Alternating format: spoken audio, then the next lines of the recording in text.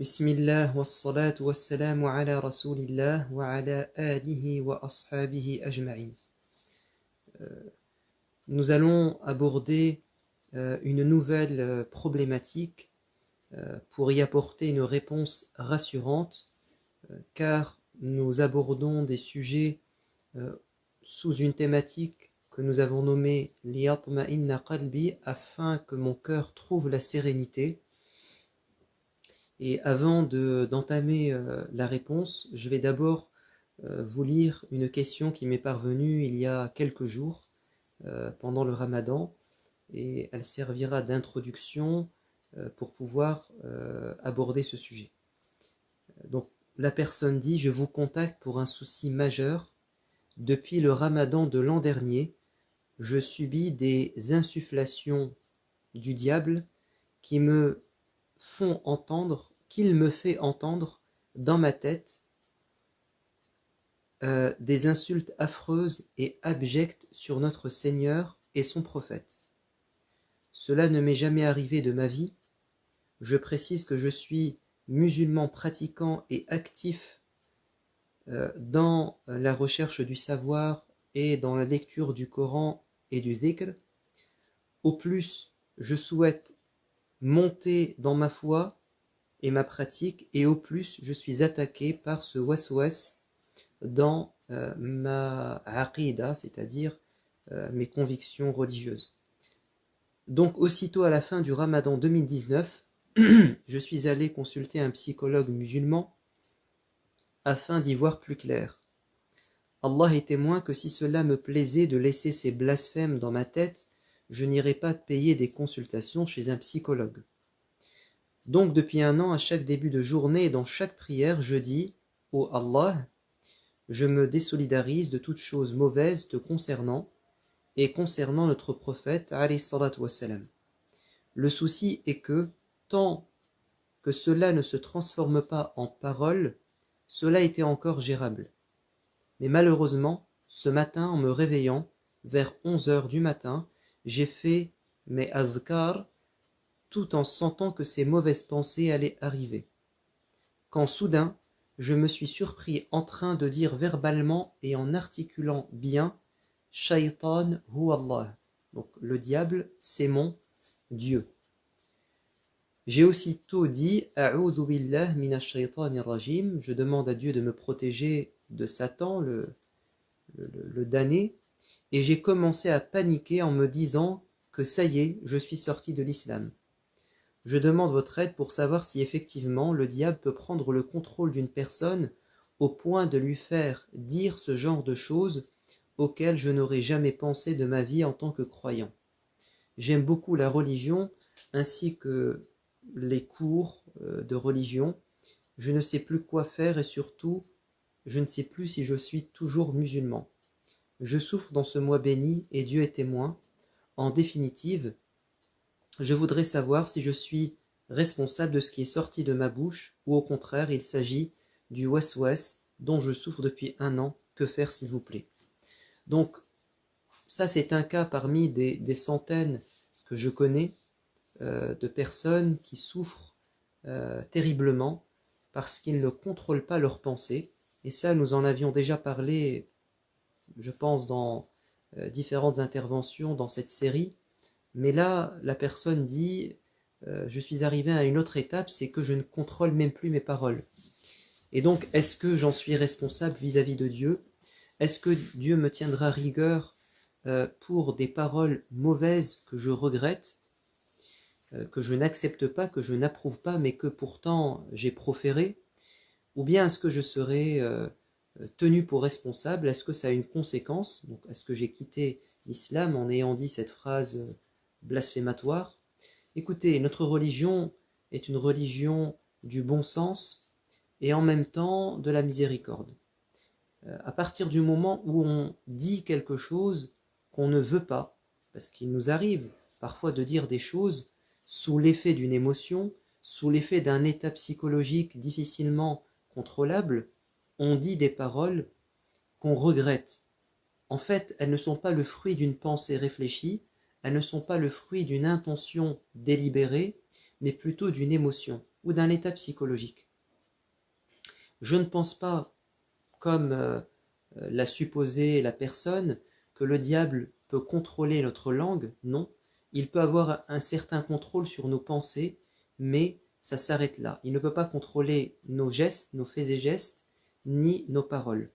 Allah, le prophète bien-aimé nous l'a dit clairement, quand un jour, et ça rejoint l'état d'inquiétude de cette personne, des compagnons sont venus, et c'est un hadith authentique rapporté par Muslim. Ils ont dit, Ya Rasulallah, nous sommes venus nous plaindre, mais nous ne pouvons pas te révéler exactement ce qui se passe dans notre tête. C'est-à-dire, on ne veut pas formuler ces mauvaises pensées. Nous avons des pensées tellement graves que nous préférerions tomber du haut du ciel sur terre, faire une chute, plutôt que de les dire tout haut. Tellement on a honte de ces pensées, de ces insufflations diaboliques, elles sont tellement graves qu'on ne peut pas les révéler. Donc le prophète va dire Allahu Akbar, Dieu est grand, il a réduit, il a restreint le pouvoir du diable à al-waswasa, c'est-à-dire à ses pensées. C'est-à-dire que voilà son domaine de prédilection, voilà son terrain de jeu, ce sont les pensées, al-waswasa. C'est par l'esprit. Il n'a pas de pouvoir sur le corps et pas de pouvoir sur la langue. Donc ce qu'a dit la personne, ça vient d'elle. Enfin, quand je dis ça vient d'elle, c'est-à-dire c'est elle qui a prononcé ces paroles, c'est pas le diable qui a parlé par sa bouche. Maintenant, il n'est pas responsable, je vais vous le démontrer. Dans une autre version, le prophète va dire Dhaka sarihul iman, c'est ça la vraie foi. Il leur a attribué une foi sincère. Pourtant, ces gens pensaient véritablement être perdus, parce qu'ils étaient en proie à ces doutes, à ces pensées infernales. Mais le prophète a dit non, vous avez la foi. Pourquoi? Parce que ça les dérange. À partir du moment où tu as dit des choses, ou bien tu as pensé des choses qui te paraissent graves, c'est que tu as la foi.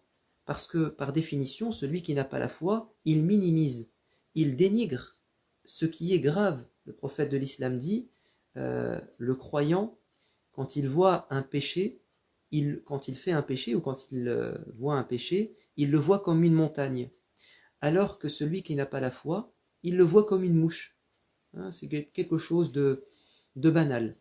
Donc à partir du moment où tu as une pensée qui te paraît grave, ou bien tu as un propos que tu considères être grave, tu as de fait la foi. Tu n'as pas perdu la foi, tu n'as pas quitté l'islam. Au contraire, cela prouve que tu es ancré dans l'islam. Ça, c'est la première chose qui peut nous rassurer. La deuxième des choses, c'est que quand bien même tu aurais dit une parole, parce que les pensées, c'est clair et net, qu'on n'est pas qu'il n'y aura pas de péché. Allah le dit à plusieurs reprises dans le Coran. Il dit par exemple, dans le fameux dernier verset de Surat al-Baqarah, qui est venu justement lever une gêne, c'est qu'on n'est pas, on ne sera pas jugé sur nos paroles, donc c'est sous la forme d'une invocation. Il y a Allah ne nous tient pas rigueur de ce que nous avons fait par oubli ou fait par erreur, de ce que nous avons aussi pensé. Ok. Allah Azza wa Jal va dire j'ai accepté cette invocation. C'est-à-dire on fait cette invocation et Dieu l'a exaucée. Donc il ne tiendra pas rigueur par ce qui est au-dessus de nos capacités. La yukallifullahu nafsan illa wus'aha. Dieu n'impose à une personne que ce qui est en sa capacité, et on pourrait comprendre qu'il ne juge une personne que si elle a fait quelque chose qui était en sa possibilité, mais si c'est quelque chose qui est en dehors de notre volonté, ce qu'on appelle al-ikrah, on n'est pas responsable. Dans un hadith, c'est encore plus limpide. Ou bien dans un autre hadith, alors ça signifie Dieu ne tient pas pour responsable sa communauté pour ce qu'elle aurait pu faire par erreur, par oubli ou sous la contrainte. Et quand on parle de contrainte, ça signifie pas simplement une personne qui te met un pistolet sur la tempe ou un couteau sur la gorge et qui te dit « dis une parole qui te fait sortir de l'islam ». Non, parfois c'est psychologique. C'est que tu es sous l'effet d'une pression psychologique qui te fait dire des choses et tu n'aurais pas aimé les dire. C'est comme pour le divorce. Vous savez, il y a des gens comme ça qui se doutent, est-ce que j'ai divorcé, est-ce que j'ai répudié, alors que c'est évident qu'ils ne l'ont ni fait, et parce que c'était pas, si c'était véritablement une décision réfléchie, ils ne poseraient pas la question. Le fait qu'ils soient dans le doute et le fait qu'ils disent je ne veux pas, c'est pour ça que je consulte tel imam, c'est que leur cœur ne voulait pas. Donc l'autre hadith nous dit Allah ne tiendra pas pour responsable ce qui traverse l'esprit des gens tant que ça ne s'est pas transformé en parole ou en acte. Donc là, la personne dit mais attention, moi ça s'est transformé en parole. Oui, mais attention, vous avez des versets du Coran qui disent toutes les paroles ne seront pas punies, enfin ne seront pas l'objet d'une punition. Par exemple, لا يؤاخذكم الله باللغو في أيمانكم ولكن يؤاخذكم بما كسبت قلوبكم. Et dans un autre passage, ولكن يؤاخذكم بما عقدتم الأيمان. Donc il y a des gens qui disent Wallah, Wallah, c'est-à-dire ils jurent par Dieu à la légère. En fait, ils jurent comme ils respirent.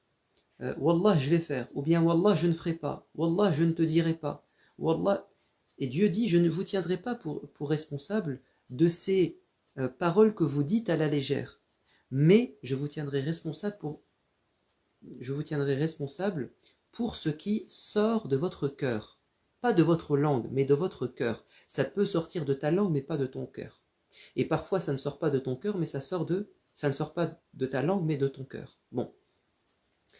Ou bien dans la sourate Al-Ahzab, Dieu va dire وَلَيْسَ عَلَيْكُمْ جُنَاحٌ فِيمَا أَخْطَأْتُمْ بِهِ وَلَكِنْ مَا تَعَمَّدَتْ قُلُوبُكُمْ. Donc Dieu ne vous tiendra pas pour responsable pour les fautes que vous commettez, mais pour ce que vos cœurs approuvent, ce que vos cœurs désirent, ce que vos cœurs projettent de faire réellement. Je vous donne un cas. Dans un hadith authentique, le prophète de l'islam dit « Allah est encore plus content, plus joyeux, quand l'un de ses serviteurs revient vers lui par le repentir ou la conversion, que cette personne qui s'est retrouvée dans le désert, qui a perdu son cheval et ses provisions, et qui va se mettre à l'ombre d'un arbre en attendant la mort. Il s'endort et en se réveillant, son cheval revient. Donc il a retrouvé la vie. Il est tellement joyeux qu'il dit à son Seigneur « Ya Allah, tu es mon serviteur et je suis ton Seigneur. » Donc il a dit un blasphème en fait. Mais le prophète dit, il a dit le contraire de ce qu'il voulait dire sous l'effet de la joie. Parfois on est dans des états émotifs tellement prenants, tellement intenses, qu'on dit le contraire de ce qu'on voulait dire. C'est-à-dire tu dis par des paroles ce qu'il n'y a pas dans ton cœur. Cette personne ne voulait pas véritablement prétendre qu'il est le Seigneur de Allah et que Allah est son serviteur, mais il a voulu dire l'inverse. Donc on passe par des états parfois où on n'est plus nous-mêmes. Comme cette personne, la pauvre. Elle a dit Allah, le diable, tu es mon Seigneur, mais juste après, il a dit mais qu'est-ce que je viens de dire? Mais c'est grave. A'udhu billahi minash shaitanir rajim. Ça signifie qu'il n'était pas dans son état normal. Quand il a retrouvé ses esprits, là est apparu ce qu'il a dans le cœur. Vous comprenez? Donc cessons de nous culpabiliser, de nous flageller et de partir dans des des scénarios totalement farfelus. Arrêtons d'être en proie à des doutes. Notre religion est belle, elle est logique, et elle n'est pas là pour nous punir, elle est là pour nous préserver. Comme je vous ai dit, il y a des compagnons qui étaient dans ce cas, et le prophète les a rassurés. Donc moi je vous rassure, et je rassure cette personne en disant, même si parfois tu dis des paroles qui sont des blasphèmes, tant que ça ne sort pas de ton cœur, c'est-à-dire tant que tu n'approuves pas cette parole, elle est pardonnée. Ne t'inquiète pas, ne vous inquiétez pas, Allah est miséricordieux, Allah sait ce qu'il y a dans nos cœurs, et nous serons jugés pour ce qu'il y a dans nos cœurs, pas ce que l'on dit uniquement. Innamal a'malu binniyat. Les actes valent par leurs intentions. D'accord? Voilà, donc je, je voulais vous rassurer si vous êtes dans ce cas-là, et je vous dis à la semaine prochaine pour aborder une autre question épineuse qui nous fait souffrir, mais nous serons là pour vous rassurer, Inch'Allah. Subhana rabbika rabbil izzati amma yasifun, wa salamun ala al-mursalin, walhamdulillahi rabbil alamin, wassalamu alaykum wa rahmatullah.